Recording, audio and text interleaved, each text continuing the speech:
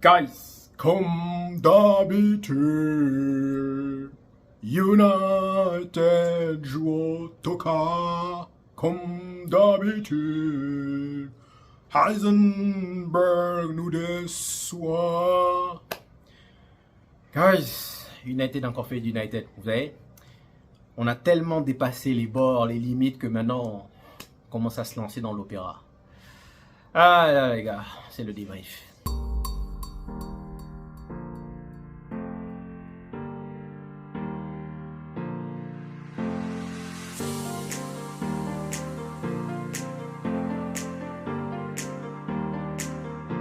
Alors guys, je pense que dans ce match, Ten Hag s'est fait rôtir. Honnêtement, il s'est fait manger spaghetti. Tactiquement, Kompany l'a surclassé dans tous les domaines. C'est vrai que nous avons des meilleurs joueurs, mais honnêtement, guys, le problème de Ten Hag, c'est qu'il n'a aucun, je dis bien aucun répondant. Je me rappelle encore du match contre Chelsea où pendant les 30 premières minutes l'année dernière, on était juste énorme, on les avait surclassés dans tous les compartiments. Graham Potter avait fait juste 2 changements, tac tac. Ten Hag était incapable de répondre sur le terrain. Aujourd'hui, on a vu Vincent Kompany qui, pendant tout le match, a essayé de bloquer les transmissions. Il y avait systématiquement un joueur sur Eriksen, systématiquement un joueur sur Bruno. Ce qui fait qu'ils ont récupéré énormément de ballons. Ten Hag le voyait, rien ne change. On continue, on repart, encore. Il n'y a rien qui change. Le problème avec Ten Hag, on a l'impression parfois, c'est que on s'assoit et on prie, on espère. Je le dis et je le répète, guys, il n'y a pas de hasard. Franchement, il s'est fait manger. Kompany, je l'ai dit dans le preview, est un bon coach.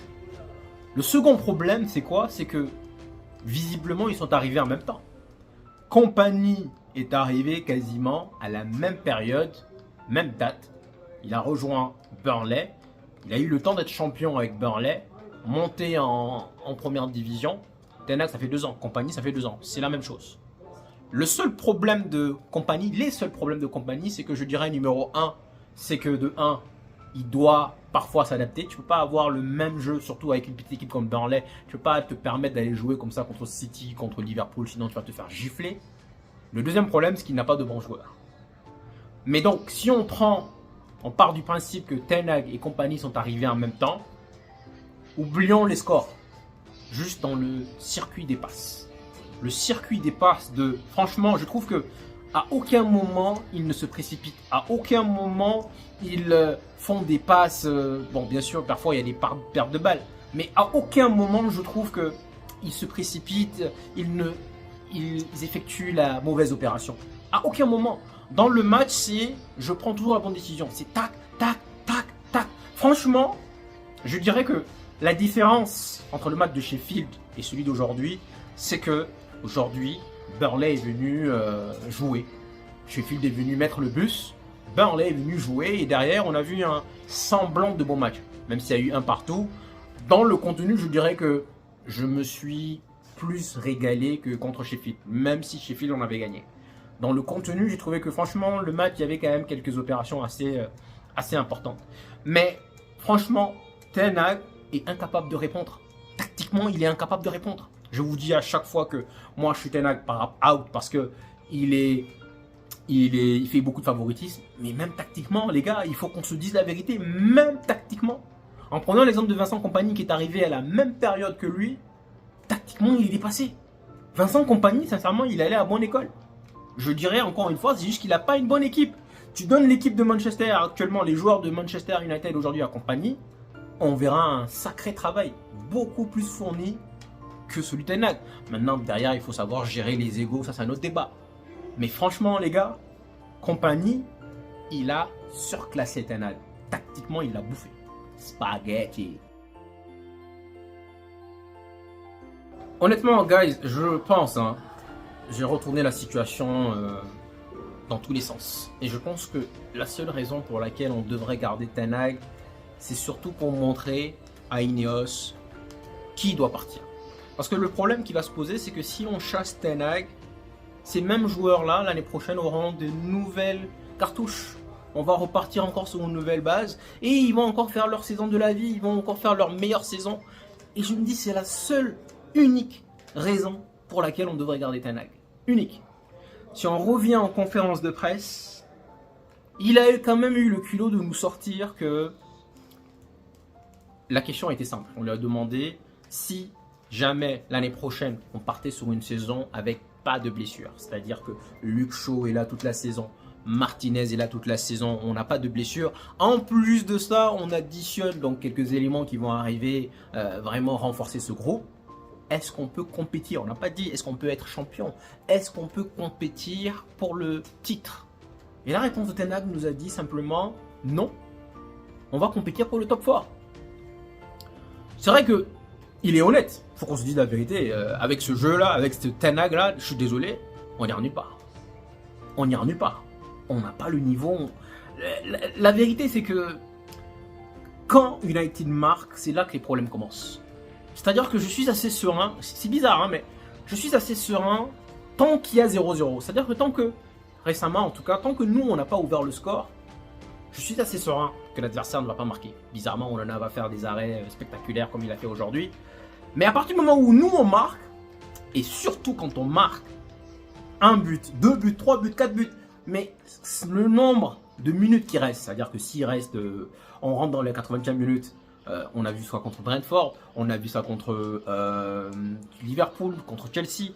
Tu te dis que c'est là que les problèmes commencent. En fait, c'est quand United mène au score que tu te dis que c'est là que les problèmes vont commencer. C'est là en fait que psychologiquement tu commences à paniquer. C'est bizarre mais c'est comme ça. À 0-0 je suis tranquille, mais dès qu'il y a un 0 pour United, au lieu qu'on aille chercher le deuxième but, c'est là que je commence à paniquer, c'est là que je me dis il reste encore 10 minutes, il reste encore 20 minutes, il reste encore 15 minutes. Et là je commence à paniquer.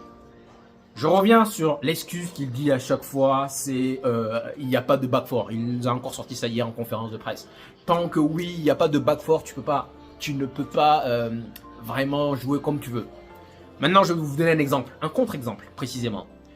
Quand on a joué Brentford, souvenez-vous bien, quand on a joué Brentford, les 4 joueurs, j'ai pas dit 2, j'ai dit les 4, c'est-à-dire les 2 centraux et les 2 latéraux étaient absents lors de ce match-là. Brentford, on a fait un partout, c'est ça? Les 4 centraux, les 4 défenseurs étaient absents. Il y avait d'autres personnes qui les ont remplacés. Mais pour vous dire que cet exemple ne tient pas, ils nous ont bouffé cru. Ils nous ont mangé la spaghetti. Pam, pam, pam, pam, pam. Dans tous les sens. Donc c'est pour ça que cet exemple n'est pas valable. Brentford est censé être une équipe plus pourrie que nous. Mais ils avaient les 4 joueurs absents. Tout comme nous, hein, parce que c'est ce qu'on nous dit souvent. Mais ils nous ont quand même bouffé. Ça les a pas empêchés d'avoir 30 tirs. Donc ça, pour moi, honnêtement, même tactiquement, les gars, il faut qu'on se dise la vérité. Il faut qu'on arrête de se voiler la face, de se dire que on va construire sur le long terme. Ten Hag n'est pas l'homme de la situation. Ten Hag n'est pas l'homme de la situation. C'est un gars qui a ses valeurs, qui a ses principes, mais il n'est pas bon. Et je répète, la seule et unique raison pour laquelle je vais réfléchir à le garder, c'est juste parce que je sais qu'il y a également des joueurs qui doivent partir. Et malheureusement, si on fait partir Ten Hag, tous ces joueurs-là vont se dire, ça y est, j'ai une nouvelle chance. Et ils vont refaire l'année de leur vie, la saison de leur vie. Et l'année prochaine encore, on va se dire, yeah, we are back, we are back, we are back. Et dans 2 ans, on va se retrouver dans la même mouise. Alors, je me dis, les gens me disent que j'ai changé. C'est pas que j'ai changé. Je dis que j'ai donné raison au pro Ten Hag. Je me dis qu'il faut le garder pour qu'on puisse se débarrasser des joueurs. À condition que l'on se débarrasse des joueurs. Mais dans le cas où ce même Ten Hag souhaite nous garder les indésirables, faut pas perdre de temps. Parce que la seule chose pour laquelle je répète, on doit le garder, c'est ça. Tactiquement, il est naze. Tactiquement, il est nul. On se fait bouffer chaque week-end. Et là, je suis désolé, c'est pas une question de milieu de terrain. Pour moi, là où, encore une fois, son exemple n'est pas valable, c'est que c'est le milieu qui dicte le tempo. C'est le milieu qui fait le jeu. C'est pas une question de défense. C'est vrai qu'à un moment donné, avec Ferguson, on avait eu Carrick et Fletcher en défense centrale. C'est pas la même chose que Vidic et Ferdinand, je suis d'accord. Mais c'est le milieu qui dicte le tempo. Donc, tactiquement, c'est nul. Progresser les jeunes, c'est nul, les gars. Garnacho, il fait la même chose chaque fois. Systématiquement. Je pense sincèrement, les gars, Garnacho, c'est un joueur pétri de talent. Il Il peut être un joueur fantastique, honnêtement. Mais il lui faut un bon coach pour lui faire passer un cap. Meino, pareil, ça stagne. Donc, les jeunes ne progressent pas, les joueurs ne progressent pas. Tactiquement, c'est nul. Où est-ce qu'on va aller? Est-ce que vous pensez qu'on peut être champion avec Ten Hag? Non. Il faut vraiment arrêter de se voiler la face. Et je pense que peut-être même les pro-Ten Hag qui le défendent, la seule raison pour laquelle ils le défendent, c'est parce qu'ils se disent que les joueurs doivent partir avant. Et je suis d'accord avec vous. C'est la seule raison. En dehors de ça, nada. Rien. Ensuite, il y a le côté favoritisme qui m'agace, qui m'exaspère même. Les gars, si on revient, j'ai une question à vous poser. J'espère que vous allez pouvoir répondre sincèrement. Qui de Garnacho ou d'Anthony a fait le pire match? Je sais que beaucoup d'entre vous vont me dire Garnacho. Et je peux comprendre. Garnacho a eu je ne sais pas combien d'occasions. Il ne cadre même pas. J'avais dit la dernière fois que oui, le gars, il a progressé. C'était contre Chelsea. J'avais dit que justement, il a progressé pour la finition. Mais là, on a l'impression qu'il a régressé encore. On a l'impression en réalité que Benny McCarthy a atteint son apogée et que maintenant, on régresse. Comme d'habitude. C'est ça aussi quand on prend des bricoleurs, quand on prend des gens... Oui, Benny McCarthy, c'était un bon joueur, mais bon, est-ce que c'est un bon coach? Un coach, c'est quoi? C'est quelqu'un capable de transmettre une information. Quelqu'un capable de faire évoluer quelqu'un. Est-ce qu'il est capable est-ce qu'il rentre dans cette condition? Je ne pense pas. On a dit que Onios ne va pas le garder. C'est normal. Donc Garnacho, il y a beaucoup de déchets, Mais honnêtement, je sais que les gens vont me dire Anthony, mais les gars, franchement, moi je pense qu'à un moment donné dans le match, je me disais Anthony, il nous a dit quelque part qu'il était en train de travailler. Maintenant, petite parenthèse, son but, je trouve qu'il est bien mérité. Beau but. Parce qu'il va la chercher. Et en plus de cela, il y a le souffle du défenseur. Il a la niaque pour ce but. Il va la chercher. Et il la place parfaitement bien. Magnifique. Mais en dehors de ça, franchement, il a eu combien de situations? Maintenant, vous allez me dire Garnacho également. Mais vous savez ce que c'est la différence pour moi entre Garnacho et Anthony? Vous savez ce que la différence, c'est que c'est? La différence pour moi, c'est que Garnacho, de temps en temps, il lève la tête et il fait la passe. Il y a une situation où, première mi-temps, Anthony prend la balle, il fait son virgule, je crie, je fais non parce que je sais qu'il va tirer, alors qu'il est je sais pas à combien et on sait tous qu'il ne la marquera pas. Mais Garnacho se trouve, lui, il fait des... Il y en a qui disent que ouais, il commence à faire du Rashford. Rashford ne passe jamais la balle. Rashford ne passe jamais la balle. Rashford, si je lève, c'est bam bam bam bam bam bam, Speedy Gonzalez. Garnacho, regardez l'action où il déborde, il s'excentre et il donne à Anthony. Anthony qui est tout seul. Enfin, tout seul, oui. Mais il tire sur le gardien. On dit que, j'ai entendu les commentateurs de Canal dire que ouais, le gardien a fait le match de sa fille. C'est faux les gars, c'est faux. Toutes les frappes qu'il a eues, c'était sur lui. Et que ce soit les frappes de Garnacho, que ce soit les frappes d'Anthony, toutes les frappes, même l'enroulé en première mi-temps où Bruno Fernandes joue bien le coup, l'enroulé c'est dans l'axe, c'est pas dans le coin. Toutes les frappes qu'il a arrêtées, c'est sur lui. C'est ça que je dis, Benny McCarthy, il sert à quoi finalement? À rien. Donc oui, les gens vont retenir le but d'Anthony, mais moi, honnêtement, je suis désolé. Après, les gens vont peut-être me dire que je fais du favoritisme. Peut-être. Moi, je trouve que Garnacho a eu, tout comme Bruno, il aurait pu avoir 3-4 passes décisives. Anthony ne passe jamais la balle. Anthony, c'est je prends, je frappe. Et c'est ce petit côté-là. Les deux ont beaucoup tergiversé, les deux ont beaucoup gâché. Vous allez me dire Garnacho plus, et c'est vrai. Mais le seul poids qui penche pour moi, pour Garnacho, c'est le fait que lui, de temps en temps, il lève la tête et il fait la passe. Il a fait une passe à Eriksen, il a fait une passe il en a fait deux à Anthony. Je crois qu'il a même fait une à Højlund et puis Højlund s'est planté. Ensuite, je vais revenir sur ces changements. Vous savez, je vous ai toujours dit que les changements de Ten Hag sont tellement prévisibles. Là, il commence à changer. Sauf que le problème, c'est qu'il ne sait pas changer. Franchement, je vois les changements, je me dis peut-être qu'il va tenter un truc révolutionnaire. McTominay en 9. Je déteste McTominay au milieu de terrain. Je répète. Je pourrais peut-être envisager de l'aimer. Enfin, pas l'aimer, mais de le kiffer en attaquant.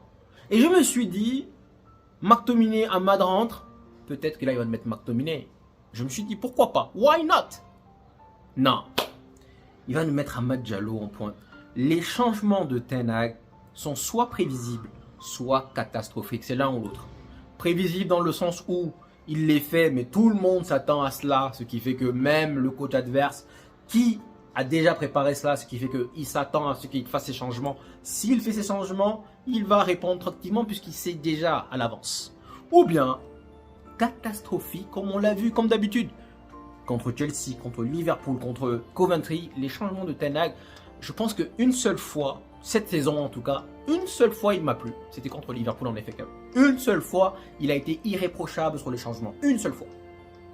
Mais maintenant, il y en a qui m'ont dit que Højlund il est nul. Il a perdu beaucoup de ballons. Et vous avez peut-être raison. Je trouve quand même qu'il a porté des fautes. Et je trouve que même si déjà il n'est pas servi, il y a deux conditions. De un, il n'est pas servi. De deux, il ne fait pas les bons appels. C'est vrai. Mais il nous récoltait des fautes. Il nous récoltait des fautes. Et sincèrement, on était pressé, acculé. Donc ce qui fait que parfois ça permettait à Onana de dégager. Højlund, bien sûr, dos au but. Bon, il doit progresser. Hein. Il n'est pas parfait. Il est loin d'être parfait sur ce domaine. Mais le fait est que plusieurs fois, il a eu 3-4 fautes. C'est pas Amad Diallo, les gars, qui va aller, qui va aller jouer dos au but. Et puis voilà, c'est pas le même style.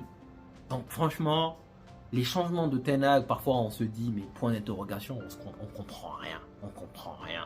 Et c'est lui en général. Hein, ce sont ces changements tactiques qui font que soit c'est prévisible et du coup ça change rien, soit c'est catastrophique comme on l'a vu aujourd'hui. Du coup, on perd les matchs. On perd un match qu'on était censé mener. 2 victoires en 9 matchs. Combien de fois on s'est fait remonter? Brentford, Chelsea, Liverpool aujourd'hui.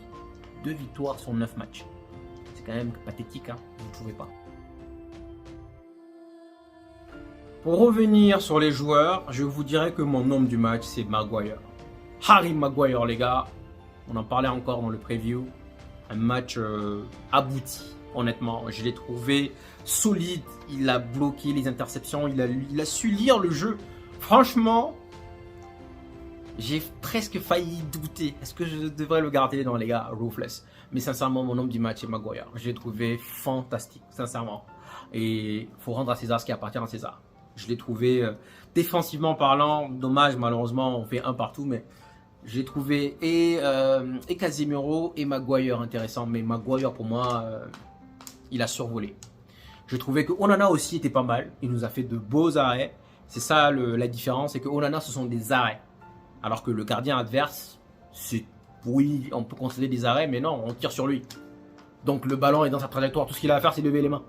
C'est pas compliqué, on est d'accord. Donc Onana, Maguire, Bruno Fernandes, ça va faire plaisir au pro Bruno. J'ai aimé le match de Bruno, je vais vous dire, pas de bout en bout, malheureusement, mais de la première à la 62e minute précisément. J'ai trouvé que Bruno Fernandes, pendant ce laps de temps, était juste spectaculaire. Bonne décision, bon dosage, surtout bon dosage. Ses passes étaient ajustées. La passe qu'il fait à Højlund, superbe, dans le dos de l'adversaire. La passe qu'il fait à Anthony, la passe qu'il fait à Garnacho, je l'ai trouvé vraiment très intéressant. Et je pense qu'il allait être mon homme du match. C'est juste que à partir de la 62e minute, je l'ai trouvé très fatigué. Et là, il a commencé à faire un peu n'importe quoi. Il a commencé à perdre des ballons. Et donc, de la 62e, 63e minute jusqu'à la fin du match, il a montré qu'il était fatigué. Mais comme Bruno Fernandes, c'est Bruno Fernandes, il ne sort jamais. Ben, il y aura forcément des répercussions. Il y en a qui m'ont dit, c'est comme Messi, on ne le sort pas. Ouais, mais sauf qu'à un moment donné, quand le joueur il n'est plus lucide, ben, forcément qu'il va avoir du déchet. C'est logique. C'est logique. Donc sincèrement, j'ai beaucoup aimé le match de Maguire, beaucoup aimé le match de Casemiro, beaucoup aimé le match de Onana, Bruno Fernandes aussi. Même si voilà, en fin de match, vous voyez, il peut faire la passe. Si c'était en premier temps, je pense que la passe, il a réussi. Mais comme on est en première mi-temps, on est en fin de match, ben, derrière, je pense que voilà, il est cramé. Ensuite, Bissaka. Les gars, moi, Bissaka, je vous répète, hein, je l'aime bien. Je l'aime bien.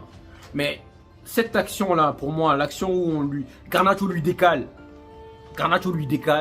Le mec, il met 10 ans pour frapper. Qu'est-ce qu'il attend? Le déluge? Il attend quoi? On peut pas se permettre d'avoir ce genre de latéraux. Il est gentil, il parle pas, il fait pas de bruit. Et je l'aime bien, moi, Bissaka. L'année dernière, d'ailleurs, je disais que je le garderais au détriment de Dalot. Mais cette année, non. Non, les gars. Je suis désolé. Je le trouve pas... Je le trouve pas bon. La vérité, il fait son match, 6 sur 10, mais c'est pas suffisant. Et sincèrement, fin de l'année, je le vends. Je suis désolé, mais je le vends. Ruthless. Même Maguire, qui est mon homme du match, je le vends. Alors, c'est pour vous dire. Ensuite, Dalot. Dalot aussi, je trouve que... Il nous avait habitués à mieux. C'est pas mauvais, mais il nous avait habitués à mieux. Maintenant, oui, c'est vrai qu'il joue à gauche, c'est pas pareil. Maino aussi, je l'ai trouvé intéressant. Quelques petites pertes de balles. À 3 reprises. Je trouve que lui aussi, il est fatigué. Et comme je disais tout à l'heure, Ten Hag est incapable de lui faire passer un cap. Ensuite, on a Eriksen. Eriksen, beaucoup vont dire qu'il sert à rien. Et vous avez forcément raison. Défensivement, il sert à rien. Il n'a pas la carrure physique pour aller au combat. Vous avez raison. Mais qu'est-ce qui nous fait du bien offensivement? Il bonifie le ballon. Défensivement, il sert à rien. Je vous accorde, je vous le dis à 1000%. Mais il bonifie le ballon. Il bonifie vraiment le ballon. Et il y a une nette différence pour moi entre Eriksen et McTominay. Parce que les deux n'apportent rien défensivement.